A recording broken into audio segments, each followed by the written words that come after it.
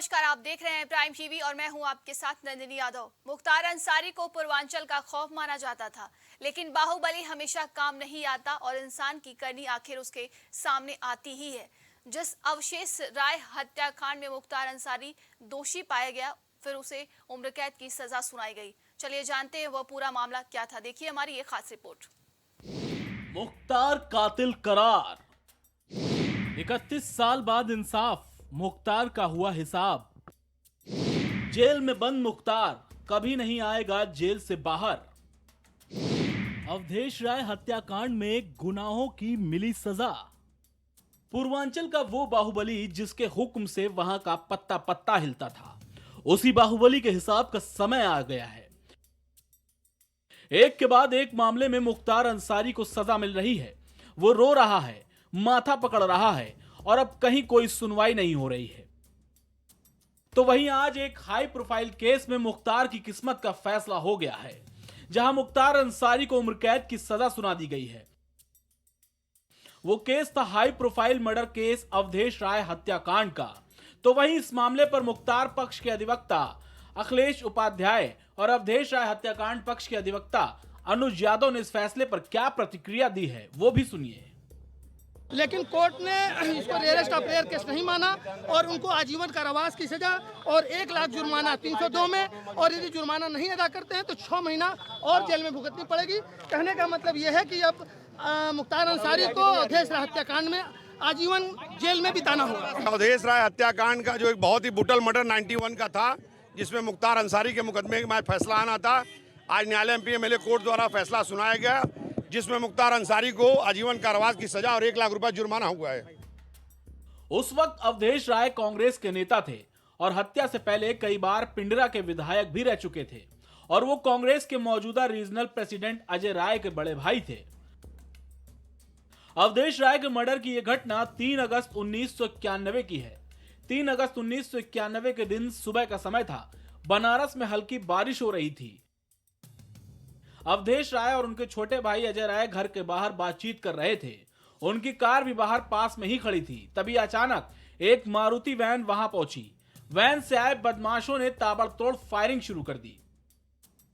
गोलियां अवधेश राय को निशाना बनाकर दागी गईं और उनका शरीर गोलियों से छलनी हो गया।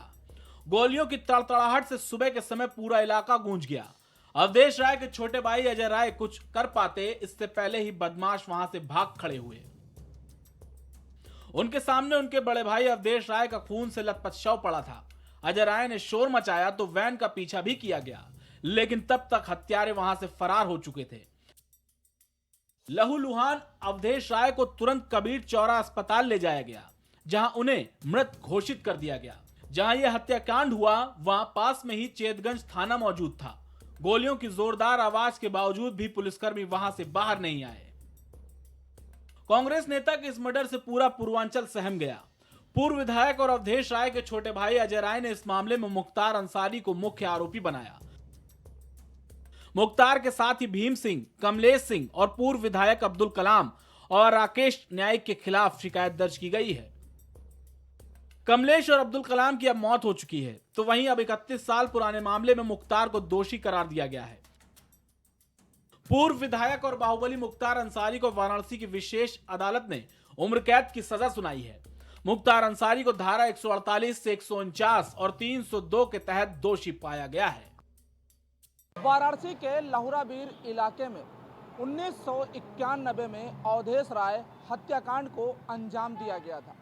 इस हत्याकांड को 5 लोगों ने दिन दहाड़े अंजाम दिया और इस मामले में अवधेश राय के भाई अजय राय ने मुकदमा दर्ज कराया था। अजय राय कांग्रेस के पूर्व विधायक भी हैं। इस मामले में लगातार कोर्ट में सुनवाई भी चल रही थी, लेकिन इस मामले में आज 32 साल बाद अहम फैसला सुनाया गया है और इस फैसले में मुख्तार अंसारी को आजीवन कारावास की सजा और 1 लाख रुपए का जुर्माना भी लगाया गया है। मुख्तार अंसारी वैसे तो बांदा जेल में बंद हैं और आज वाराणसी एमपी एमएलए कोर्ट में उनको वर्चुअली पेश किया गया था, क्योंकि आज इस मामले में उन्हें दोषी भी ठहराया गया और उनको इस मामले में सजा भी सुना दी गई है।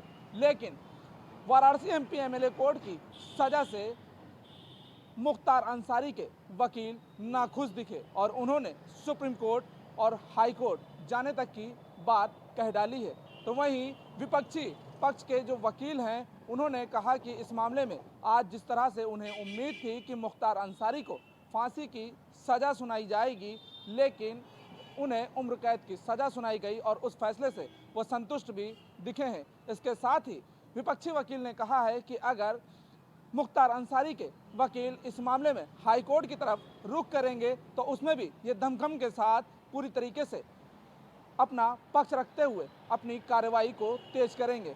फिलहाल जिस तरीके से मुख्तार अंसारी को 1991 के मामले में 32 साल बाद सज़ा सुनाई गई, तो कहीं ना कहीं ये कहा जा सकता है कि मुख्तार अंसारी की लगातार मुश्किलें बढ़ रही हैं, क्योंकि मुख्तार अंसारी के विषय पर कई मामले अभी भी विचाराधीन हैं और इन सभी मामलों पर सुनवाई तेज चल रही है। इससे पहले एक मामले में जिस तरह से सुनवाई की गई थी उसमें 10 साल की सज़ा और 5 लाख रुपया जुर्माना भी मुख्तार के खिलाफ लगाया गया था।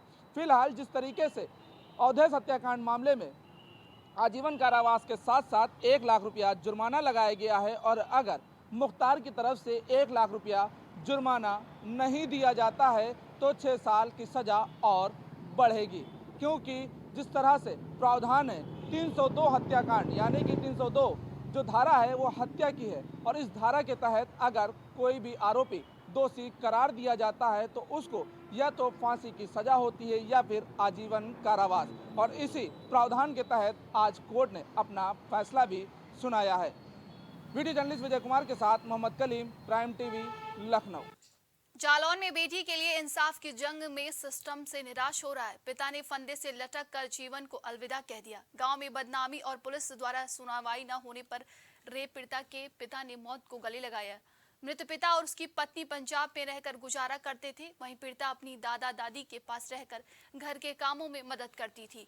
गांव के ही एक युवक ने पति पत्नी के साथ षड्यंत्र रच के दुष्कर्म किया। सूचना पर पहुंची पुलिस ने मृतक के शव को कब्जे में लेकर पोस्टमार्टम के लिए भेज दिया। घटना के बाद गुस्साई भीड़ ने निरीक्षक समेत पुलिस बल पर कई आरोप लगाए। सुरक्षा के मानकों को गिनाने वाली सीएम योगी की पुलिस का अमानवीय चेहरा एक बार फिर सामने आया है। वहीं सपा प्रमुख अखिलेश यादव ने इस मामले को लेकर ट्वीट भी किया। एसएसपी से असीम चौधरी ने पुलिस की लापरवाही को देखते हुए सीओ को पूरी जांच सौंपी है।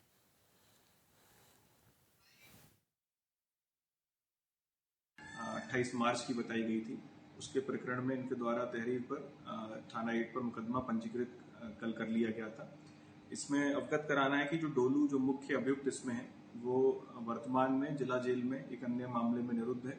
इसका रिमांड लिया जा रहा है एवं बाकी 2 अन्य अभियुक्त जो थे जिसमें इन पर आरोप लगाया गया था, देवेंद्र एवं लक्ष्मी, इनको दोनों को भी गिरफ्तार कर लिया गया है एवं विधिक कार्रवाई इनके विरुद्ध की जा रही है।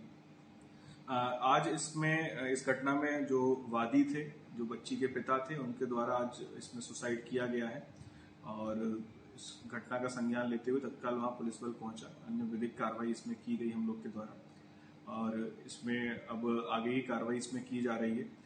जो आत्महत्या के जो भी दोषी हैं उनके विरुद्ध भी हम लोग कार्रवाई करेंगे। जो तहरीर और बस लड़की को बोलने कहा 10-15 वीडियो बनाए इन लोगों ने, लड़की से बार बार सवाल जवाब किया और इस कमरे में ले गए कंप्यूटर कक्ष में। कहीं हम लोगों ने समझा कि कंप्यूटर कक्ष में जो जीटी पे चढ़ने गई रिपोर्ट, हम लोग बाहर बैठे उसको धमका दिया लड़की को। इसके बाद लड़की के उल्टे बयान ले लिए, तुम्हें ऐसा ऐसा बोलना सबके सामने। और फिर इसके बाद ये गौतम थे और दोनों लोगों ने सीओ और एसओ दोनों लोग बैठे थे, उनके सामने इन्होंने फोन चालू कर लिया और कह दिए ऐसा उल्टा उल्टा बोलो। हम लोगों से का प्रेशर बनाया कि अगर तुम लोगों ने ये ऐसा बोलो कि हमने गांव वालों के दबाव में आके हमने ऐसा सब इनके साथ कर दिया, ये लोग निर्दोष हैं, ऐसा सब साबित कर दिया।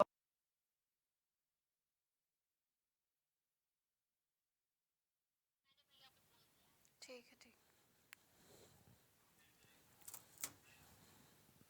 मुख्यमंत्री योगी आदित्यनाथ का जन्मदिन ताज नगरी आगरा में भारतीय जनता पार्टी की ओर से मनाया गया। वहीं आगरा के मुस्लिम बहुल क्षेत्र में मुस्लिम समाज ने सूबे के मुखिया योगी आदित्यनाथ का जन्मदिन केक काटकर मनाया है। मोहम्मद अरशद का कहना है उत्तर प्रदेश के मुख्यमंत्री योगी आदित्यनाथ का मुस्लिम समाज की ओर से जन्मदिन मनाया गया है। मुस्लिम समाज में खुशी की लहर है और मुस्लिम समाज बढ़ चढ़ कर हिस्सा भी ले रहे हैं। मुख्यमंत्री के जन्मदिन के उपलक्ष्य में शांतनु गुप्ता द्वारा लिखी गई किताब 20 जिलों में रिलीज होगी। कार्यक्रम में मंत्री, विधायक समेत गणमान्य लोग मौजूद रहेंगे। उत्तर प्रदेश के मुख्यमंत्री योगी आदित्यनाथ का आज जन्मदिन है।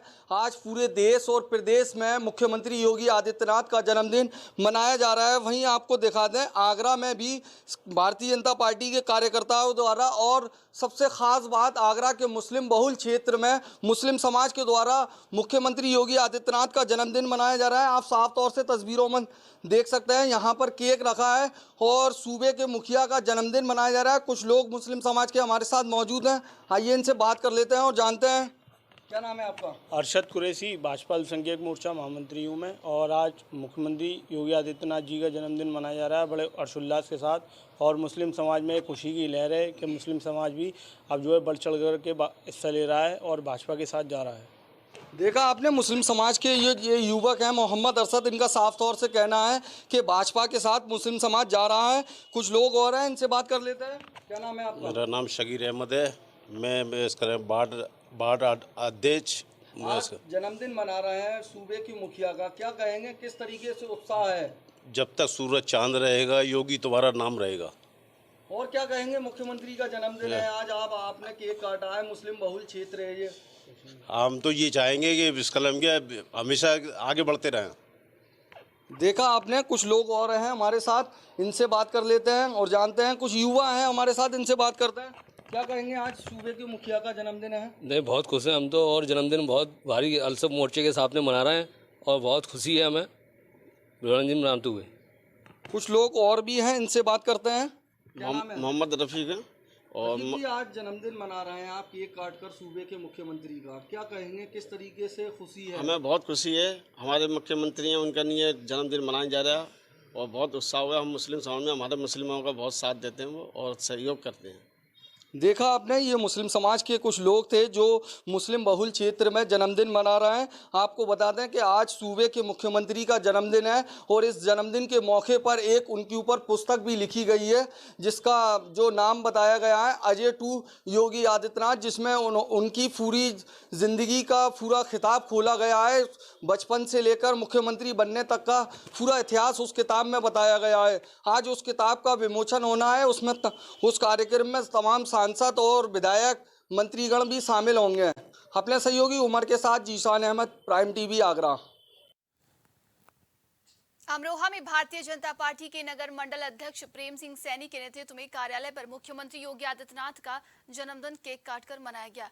इस अवसर पर भाजपाइयों ने एक दूसरे को मिठाई खिलाई, साथ ही योगी आदित्यनाथ के जन्मदिन की बधाइयां दी। उन्होंने कहा कि उत्तर प्रदेश योगी आदित्यनाथ जी के नेतृत्व में लगातार आगे बढ़ रहा है, अपराध और अपराधी लगातार समाप्त हो रहे हैं। हमें गर्व है कि उत्तर प्रदेश के मुख्यमंत्री के रूप में हमें योगी जी मिले हैं।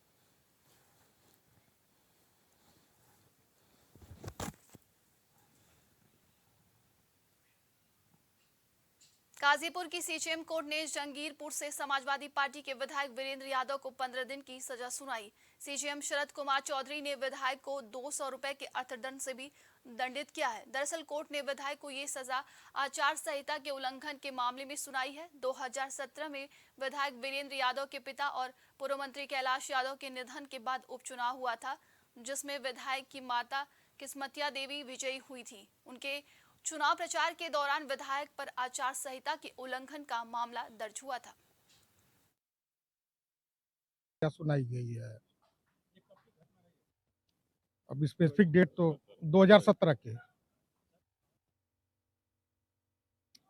बहस में जो मुद्दे उठाए गए थे उसमें 188 में जो कन्विक्शन हुआ है वो प्रॉपर नहीं है, क्योंकि प्रोसिक्यूशन ऐसा कोई एविडेंस नहीं दे पाया कि उस समय कोई आचार संहिता लागू थी और उसको कम्युनिकेट कराया गया था। इसी मुद्दे को लेकर फिर आगे जो भी कानूनी प्रक्रिया होगी उसके तहत जो है आगे कार्रवाई की जाएगी। सीजीएम साहब की अदालत में ये था और वही 188 में उन्होंने कन्विक्ट किया है और उसी के तहत जो सजा सुनाई है। निश्चित इसकी कानूनी पहलुओं पे जो है चर्चा होगी, जो भी निकलेगा उस हिसाब से आगे कार्रवाई होगी। ये आचार संहिता के उल्लंघन का मामला था, ये चल रहा था आज इसमें 15 दिन की हमें जो है सज़ा सुनाई गई है। कोर्ट का आदेश का सम्मान है, हम उसका सम्मान करते हैं। पिछले चुनाव का था, वही चल रहा है। क्या इसके लिए आप आगे अपील करेंगे? हाँ, निश्चित रूप से आगे हम अपील में जाएंगे। ज्यादा जानकारी के लिए इस खबर पे हमारे साथ संवाददाता पवन जुड़ेंगे। पवन, आचार संहिता के उल्लंघन के मामले में सपा नेता वीरेंद्र यादव को 15 दिन की सजा सुनाई गई है। जानकारी के अनुसार विधायक पर आचार संहिता के उल्लंघन का मामला दर्ज हुआ था।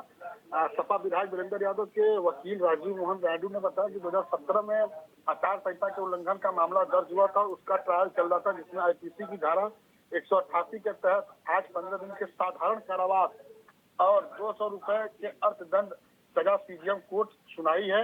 इसके अलावा उन्होंने बताया कि प्रोसिक्यूशन इस बात को साबित करने में असफल रहा है कि उस समय आचार संहिता लागू थी और अब हमें आगे की कानूनी कार्रवाई करेंगे। इन्होंने बताया कि कोर्ट ने 20,000 के निजी बंद पत्र और 2 जमानतदारों की जमानत तो विधायक को रिहा कर दिया गया है, क्योंकि सीआरपीसी के नियमानुसार अपील करने के लिए 60 दिनों का समय दिया जाता है। तो वही वीरेंद्र यादव ने कहा कि हम अदालत के निर्णय का सम्मान करते हैं और इसकी अपील करेंगे। तमाम जानकारी के लिए बहुत बहुत धन्यवाद आपका पवन।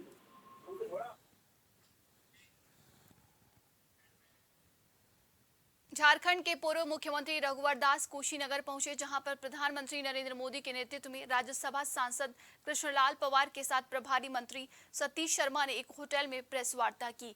ये प्रेस वार्ता सेवा, सुशासन और गरीब कल्याण के 9 साल पूरे होने के उपलक्ष्य में भाजपा पदाधिकारियों के साथ की गई है। वार्ता के दौरान प्रधानमंत्री नरेंद्र मोदी की ओर से कराए गए विकास कार्यों को गिनाते हुए सरकार की उपलब्धियों को दर्शाया गया। 9 साल के विकास कार्यों का लेखा जोखा लेकर महासंपर्क अभियान के तहत कुशीनगर में भी कार्यक्रम का आयोजन किया गया। साथ ही पूर्व मुख्यमंत्री ने व्यापारियों के साथ बैठक करते हुए सरकार की योजनाओं की जानकारी भी दी। आप अच्छी तरह महसूस कर रहे हैं, अगर शासन और घमासान होगा तो 9 वर्ष में उत्तर प्रदेश आज उत्तर प्रदेश की ओर आज देखिए लैंड ऑर्डर, आज उत्तर प्रदेश का सुदृढ़ व्यापार के अनुकूल माहौल, व्यापार के लिए नीति बने और इसीलिए इन्वेस्टर समिट भी हुए, लाखों करोड़ लोग यहाँ पूंजी निवेश। ये आप चाहे वो कांग्रेस पार्टी हो, सपा पार्टी हो, ये जो परिवारवाद की पार्टी है, ये परिवारवाद की पार्टी उत्तर प्रदेश को अपने परिवार में लिखना चाहती है। हरदोई में प्रधानमंत्री नरेंद्र मोदी के केंद्र में 9 साल पूरे होने पर सरकार की उपलब्धियां गिनाई जा रही है। इसी कड़ी में मध्य प्रदेश के केंद्रीय मंत्री ने प्रेस वार्ता करके सरकार की उपलब्धियों को गिनाया है। उन्होंने कहा कि यह सरकार सेवा, सुशासन और गरीब कल्याण को समर्पित है, जिसने गरीब कल्याण के लिए कार्य किया है। इस दौरान उन्होंने राहुल गांधी समेत विपक्ष पर जमकर निशाना भी साधा।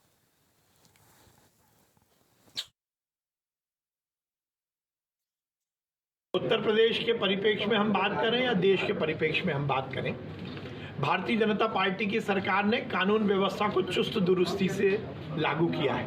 आप जिन महानुभावों की बात कर रहे हैं जिनको उम्र कैद हुई है, वो यदि उन जैसे तत्व यदि जेल में जाते हैं और उन पर केस चल रहा है तो इसका श्रेय किसी को जाता है तो वो योगी जी को ही जाता है। योगी जी ही एक ऐसे इस उत्तर प्रदेश में मुख्यमंत्री रहे, उन्होंने जिन्होंने पूरी तरह कानून व्यवस्था का पालन किया और आम जनता आज सम्मान के साथ रह रही है। कौशाम्बी में माफिया अतीक अहमद के बेहद करीबी समाजवादी पार्टी के पूर्व ब्लॉक प्रमुख मोहम्मद सऊद को पुलिस ने गिरफ्तार कर लिया है। मोहम्मद सऊद पर आरोप है कि उसने लोहरा गांव के रहने वाले माशूक अहमद से 5 लाख की रंगदारी मांगी है। रंगदारी नहीं देने पर मोहम्मद सऊद ने अपने भाई फैज के साथ मिलकर मासूम अहमद को धमकाया था। इस मामले में माशूक अहमद ने संदीपन घाट थाने में एफआईआर दर्ज कराई थी। ये घटना संदीपन घाट थाना क्षेत्र के लोहरा गांव की है। वहीं एसपी ब्रजेश कुमार श्रीवास्तव ने बताया कि मोहम्मद सऊद एक आपराधिक किस्म का व्यक्ति है। इसके खिलाफ हत्या और मारपीट के कई मामले दर्ज हैं।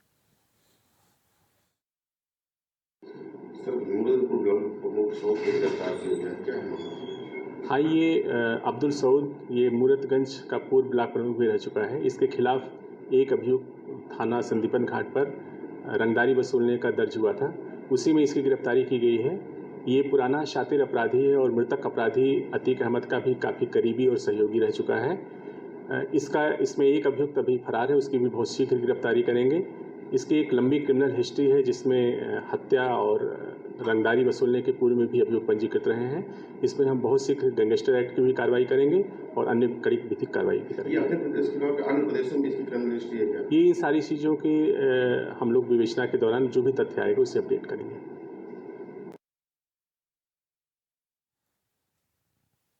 पुलिस पर हमले के मामले में पूर्व आईपीएस अमिताभ ठाकुर कन्नौज पहुंचे, जहां पूर्व आईपीएस को चौकी में इंचार्ज नहीं मिली। इस दौरान अमिताभ ठाकुर ने एसएसपी से मिलकर प्रकरण जाना। आईपीएस ने सीबीआई जांच की भी मांग उठाई है। चौकी और थाने से पुलिस गायब होने पर सत्ता पक्ष के भय के आरोप लगाया है। अमिताभ ठाकुर ने कहा कि किसी तरह मुकदमा तो लिख गया, लेकिन पुलिस मामले में कार्रवाई नहीं कर पा रही है। नंबर 3, इस मामले में हम डीजीपी से मिलेंगे।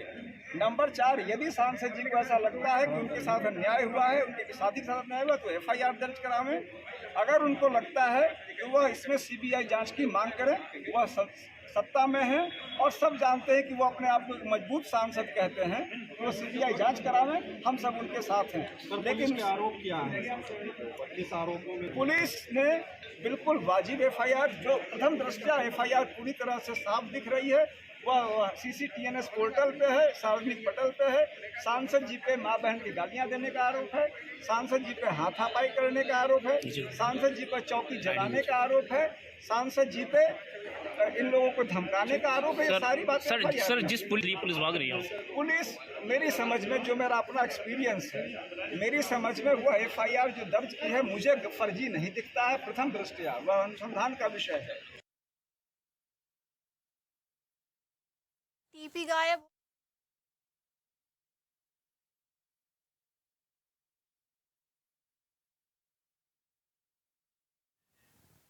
लखनऊ में मौसम उलटफेर के बीच तेज आंधी से इकाना स्टेडियम में लगा बोर्ड नीचे गिर गया। आपको बता दें कि होर्डिंग बोर्ड गिरने से बड़ा हादसा हुआ है। आपको ये भी बता दें कि होर्डिंग बोर्ड गिरने से 3 लोग नीचे दबे हुए थे, जिसमें बताया जा रहा है कि 2 लोगों की मौत हो गई। इस दौरान दबे हुए लोगों को वहां पर बाहर निकाला गया, लेकिन उन्हें तुरंत अस्पताल में भर्ती कराया गया, जिसमें 2 लोगों की मौत हो चुकी है।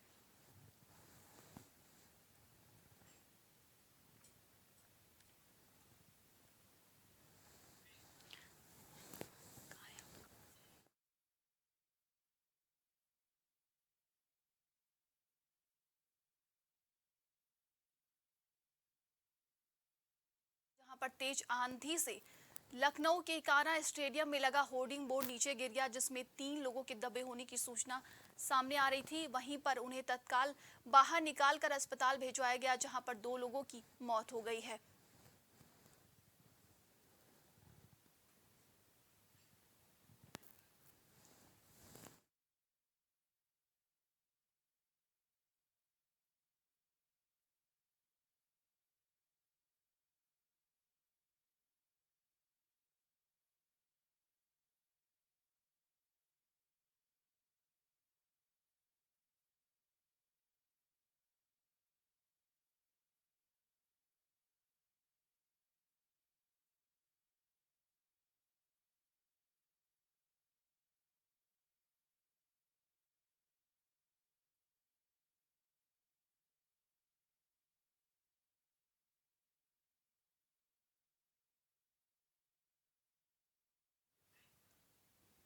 लखनऊ में विश्व पर्यावरण दिवस पर किंग जॉर्ज मेडिकल यूनिवर्सिटी में लोगों ने 1000 पौधे बांटे हैं। वहीं लखनऊ व्यापार मंडल के अध्यक्ष मौजूद रहे। वहां पर 1000 पौधों का वितरण किया गया है। तीरमारदारों को बांटे गए हैं 1000 पौधे। लखनऊ में विश्व पर्यावरण दिवस बड़ी धूमधाम तरीके से मनाया गया है।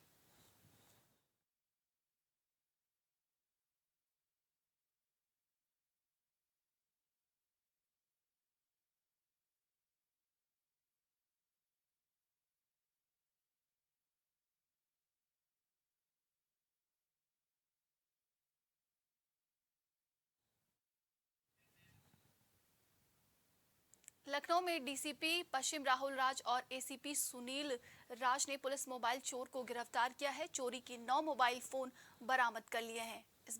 बीच आपको बता दें कि बड़ी सफलता हासिल हुई है। इस दौरान मोबाइल चोरों को गिरफ्तार किया गया है। चोरी के 9 मोबाइल फोन बरामद कर लिए हैं। लगातार पुलिस मामले की जांच पड़ताल में जुटी हुई थी। वहीं पर पुलिस को बड़ी कामयाबी मिली है। चोरी के 9 मोबाइल फोन बरामद कर लिए गए हैं। चौक की पुलिस टीम द्वारा भी 4 शातिर मोबाइल चोरों को गिरफ्तार करते हुए इनके पास से 9 चोरी के मोबाइल फोन्स बरामद किए गए हैं। इनका नाम शिवा, राजा, रामकुमार और करण है। ये बाजार खाला, बख्शी का ताला, बाराबंकी और लखीमपुर खीरी जनपद के रहने वाले हैं। जो मोबाइल फ़ोन इनसे बरामद किए गए हैं उनका जो लिंक है, जो कहाँ से ये चोरी हुए हैं उनको लिंक किया जा रहा है।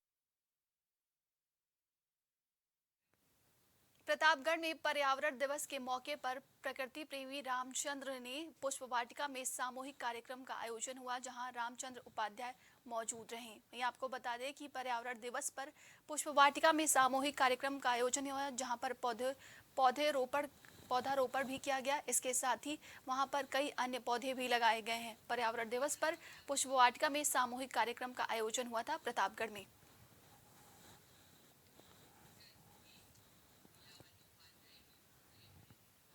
वहीं बता दें कि पुष्प वाटिका सामूहिक कार्यक्रम में मुख्य अतिथि लीलावती उपाध्याय की ओर से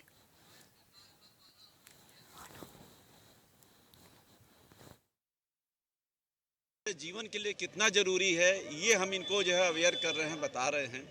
आज विश्व पर्यावरण दिवस पर हम आज से नहीं, हम बहुत प्राचीन काल से, जब से ये सृष्टि शुरू हुई, हम लोग जो है प्रकृति से जुड़े रहे और इन पेड़ों की पूजा करते रहे।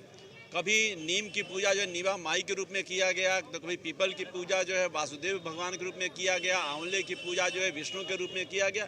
तो ये सारे धर्म ग्रंथों में जो है ये सब चीज़ें हैं, और इसीलिए हम ये भगवत गीता भी इनको दे रहे हैं कि आप इनसे जो शिक्षा लीजिए। ये हमारे धर्म ग्रंथों में भी इस चीज़ को कहा गया है कि कैसे जो है मनुष्य के लिए ये वृक्ष इतने ज़रूरी हैं। तो ज़रूरत है इस चीज़ की कि हम जानें और इनके साथ जुड़ें। इनके साथ अगर हम रहेंगे, अगर वृक्ष रहेंगे तो जीवन होगा, अगर वृक्ष नहीं रहेंगे तो हमारा ऑक्सीजन खत्म हो जाएगा, वायुमंडल हमारा अस्त व्यस्त हो जाएगा, फिर जीवन समाप्त हो जाएगा। तो इसलिए ज़रूरी है कि हम इन पेड़ों को जो लगाएं। एक आदमी कम से कम एक पेड़ अवश्य लगाए।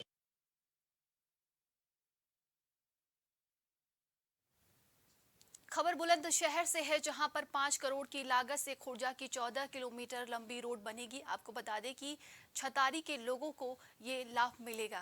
5 करोड़ की लागत से 14 किलोमीटर लंबी रोड वहीं खुर्जा लोक निर्माण विभाग के अधिकारियों ने इसकी जानकारी दी है। छतारी के लोगों को ये बड़ा लाभ मिलने वाला है। 14 किलोमीटर की लंबी रोड 5 लाख की लागत से बनेगी। स्वीकृति प्राप्त हुई है, जिसके वजह से किलोमीटर 9 से लेकर 22 पहासों तक इसका नवीनीकरण किया जाना है, और जल्दी ही इसी मंथ जो है काम स्टार्ट हो जाएगा। इसका गड्ढे भरकर एक लेयर बीसी की इससे नवीनीकरण किया जाना है। सर, किन किन क्षेत्रों को इसका लाभ मिलेगा, किन लोगों को इसका लाभ? इसका जो है एक तो खुर्जा से ये सड़क निकलती है, और खुर्जा है, और आपका यहाँ से अगौरा पड़ता है, शहबाजपुर दौलत पड़ता है, दीगी पड़ती है, अटेरना और बनेल और पहाशु, और ये सड़क छतारी तक जाती है। इससे सड़क को बन जाने से इन ग्रामवासियों का बहुत अच्छे से इनको लाभ मिलेगा। और दूसरा हमारा यहाँ पे मिल भी पड़ती है एक, तो गन्ना मिल तक जाने के लिए भी